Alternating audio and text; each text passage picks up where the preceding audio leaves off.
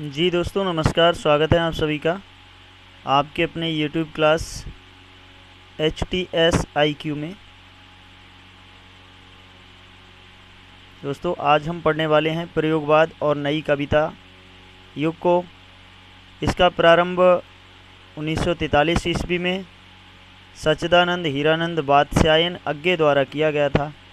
तो आप देखेंगे आज प्रयोगवाद और नई कविता, और ये हिंदी में एग्ज़ाम देने जा रहे हैं TGT, PGT, LT grade 12th, 10th, 9th, first year class सभी कक्षाओं के लिए बहुत ही उपयोगी सिद्ध होगा, शायद मैं ऐसी आशा करता हूँ। चलिए मित्रों स्टार्ट करते हैं, देखते हैं। प्रयोगवाद का आरंभ 1943 ईस्वी में सच्चिदानंद हीरानंद वात्स्यायन अज्ञे के संपादकत्व में प्रकाशित तार सप्तक से माना जाता है। तार सप्तक में 7 कवि संग्रहित हैं, यानी कि इनके द्वारा दोस्तों 4 सप्तकों का प्रकाशन किया गया। एक सप्तक में 4 कवि संग्रहित किए गए थे। ठीक है। प्रयोगवाद शब्द का सर्वप्रथम प्रयोग नंद दुलारे वाजपेयी ने प्रयोगवादी रचना शीर्षक निबंध में किया था। नंद दुलारे वाजपेयी ने प्रयोगवाद को बैठे ठाले का धंधा कहा है। ठीक है दोस्तों, पूछा जा सकता है नंद दुलारे वाजपेयी ने किस वाद को या फिर प्रयोगवाद को बैठे ठाले का धंधा किसने कहा है, तो नंद दुलारे वाजपेयी जी ने कहा है। अज्ञे के संपादकत्व में 4 तार सप्तकों का प्रकाशन हो चुका है, जो इस प्रकार हैं। पहले वाले सप्तक को दोस्तों हम तार सप्तक के नाम से जानते हैं, जिसका ईस्वी सन 1943 है। दूसरा सप्तक 1951 ईस्वी में आप देख सकते हैं, तथा तीसरा सप्तक 1959 ईस्वी में और चौथा सप्तक 1979 ईस्वी में प्रकाशित किया गया था। इसके संपादक जो थे वो थे सच्चिदानंद हीरानंद वात्स्यायन अज्ञे जी का पूरा नाम है ये, और इन्होंने 4 तार सप्तकों का जो है प्रकाशन किया था दोस्तों। प्रत्येक सप्तक में 7 कवि हुआ करते थे। ठीक है दोस्तों, तो अज्ञे ने तार सप्तक की भूमिका में प्रयोगवादी कवियों को राहों का अन्वेषी कहा है। ठीक है, तार सप्तक के कवियों को राहों का अन्वेषी किसने कहा है, तो वो कहा है सच्चिदानंद हीरानंद वात्स्यायन अज्ञे जी ने। आगे देखेंगे दोस्तों। अज्ञे ने दूसरा सप्तक की भूमिका में लिखा है, प्रयोग का कोई वाद नहीं है, हम वादी नहीं रहे, ना प्रयोग अपने आप में इष्ट या साध है। ठीक इसी तरह कविता का भी कोई वाद नहीं है, कविता भी अपने आप में इष्ट या साध नहीं है।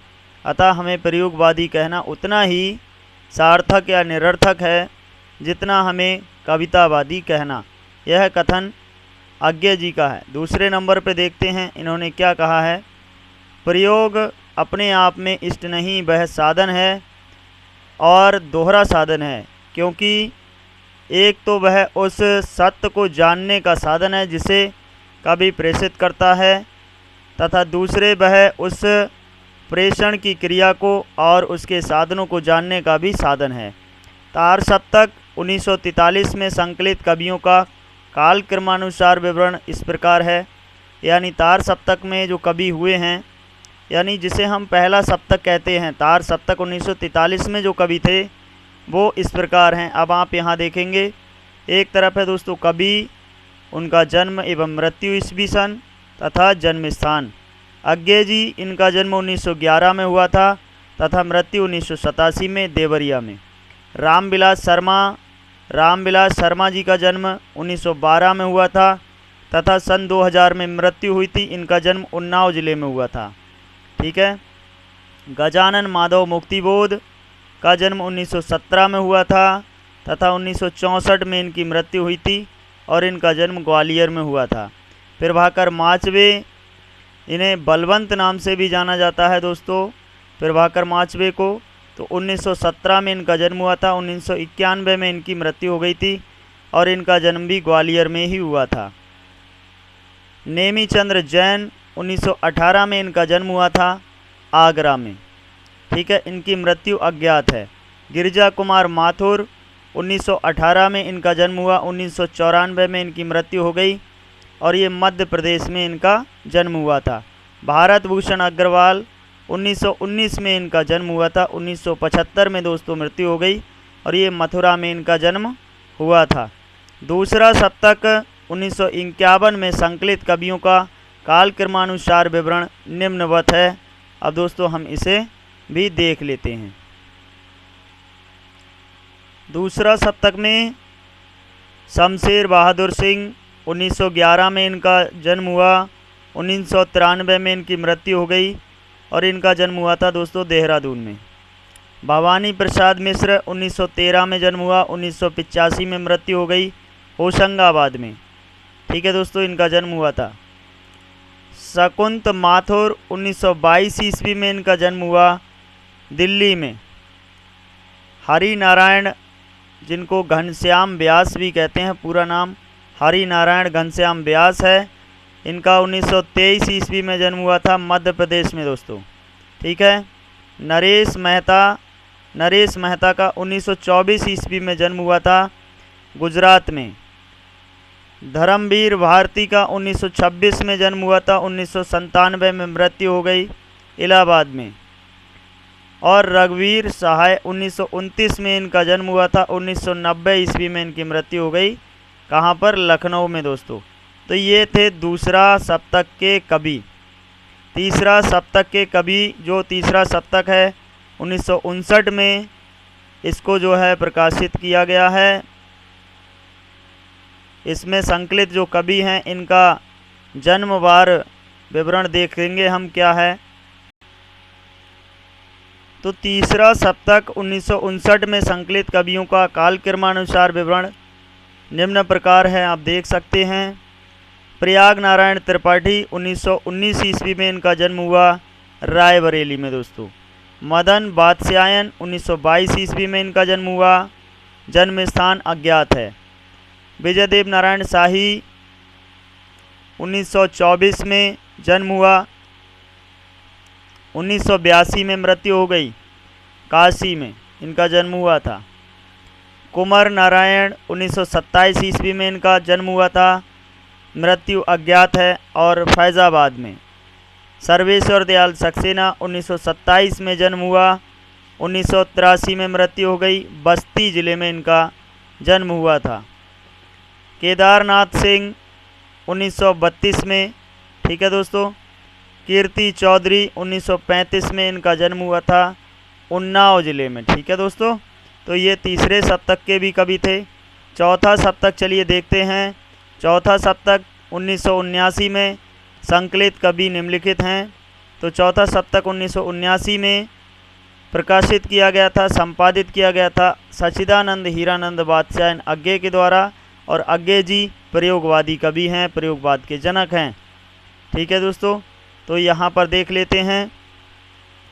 अवधेश कुमार, राजकुमार कुंभज, स्वदेश भारती, नंद किशोर आचार्य, सुमन राजे, श्री राम वर्मा, राजेंद्र किशोर, ये दोस्तों आपके चौथा सप्तक के कवि हैं। प्रयोगवाद का प्रवर्तन करने का श्रेय सच्चिदानंद हीरानंद बादशाह को दिया जाता है। डॉक्टर रामविलास शर्मा ने प्रयोगवादी कविता में युग से संपन्न अनास्था, शंका, घुटन, कुंठा, भग्नाशा में से एक नए पथ के अन्वेषण की व्याकुल भावना दिखाई पड़ती है। ये कवि एक नए मार्ग का अनुसंधान करने के लिए व्याकुल हैं। आगे देखेंगे दोस्तों, आगे क्या कहा गया है। चलिए देख लेते हैं प्रयोगवाद की प्रमुख प्रवृत्तियाँ क्या क्या हैं। अहंकारवादी प्रवृत्ति का प्रधान रहा है इस युग में। यथार्थवाद का आग्रह हुआ है। निराशावाद की भावना रही है। बौद्धिकता का प्रधान रहा है तथा उपमानों